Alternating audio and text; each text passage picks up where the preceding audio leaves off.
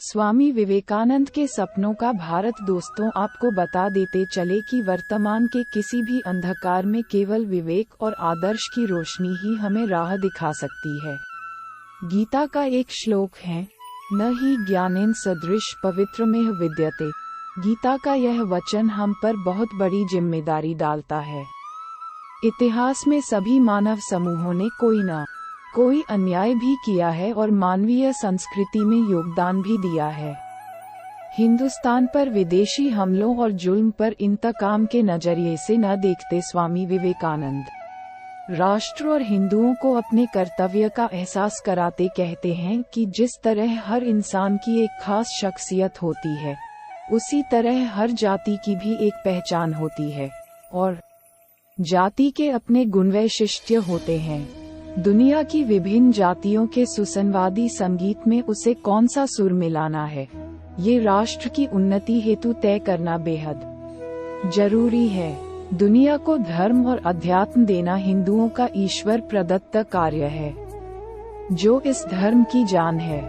यदि हमने अपने अज्ञान से इसे गंवाया तो कोई भी हमें बचा नहीं पाएगा, और यदि हमने जान से भी अधिक इसका जतन किया तो कोई हमारा बाल भी बांका नहीं कर सकेगा। ग्रीक रोमन सभ्यता आज कहाँ है? उल्टे सैकड़ों साल विदेशी सत्ता तले, अत्याचार और जुल्म तले दबी इस जमीन पर हिंदू सभ्यता आज भी जिंदा क्यों है?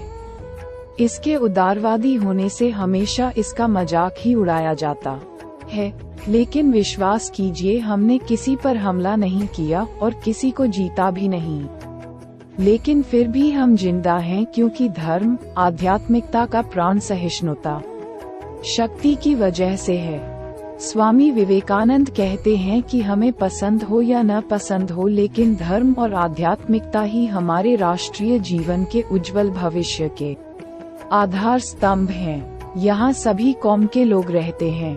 रीति रिवाजों में तो कमाल का फर्क है, लेकिन तब भी धर्म ही हमारी समान राष्ट्रीय एकता का आधार है।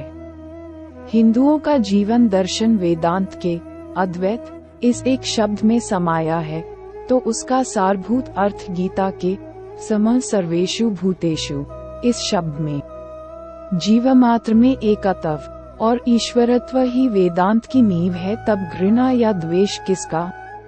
यहाँ सत्ता और नेतागिरी का कैंसर सामाजिक ही नहीं, राष्ट्रीय धर्म और संस्कृति की आत्मा का निवाला लेने की मांग कर रहा है। एक ही धर्म में जात पात में बैर की आग भड़क रही है। इन सब से अपनी विचार शक्ति के अवरुद्ध हुए बगैर हमें अपने आप से एक सवाल करना चाहिए कि क्या हम जिंदगी सुकून से जी रहे हैं? फिर ठीक कौन से धर्म की खातिर हम एक दूसरे का खून बहाने वाले विचारों को समर्थन देकर पाल रहे हैं? धार्मिक दंगों या दहशतवाद के पीछे के अज्ञान के अंधकार से हम अब भी बाहर नहीं निकलेंगे। एक सुबह ऐसी भी होगी, सर्वधर्मान परित्यज्यम का निडर उद्घोष करने वाले रामकृष्ण की जमी के सामान्य लोग किसी भी द्वेषपूर्ण सीख को स्वीकारने से पूरी तरह इनकार कर देंगे, और तब स्वामी विवेकानंद का सपना भी उनका अपना सपना होगा। मेरे सपनों के हिंदुस्तान की यदि आत्मा वेदांत होगी तो शरीर इस्लाम होगा। शरीर के बिना आत्मा के अस्तित्व का विचार कोई भी नहीं करेगा।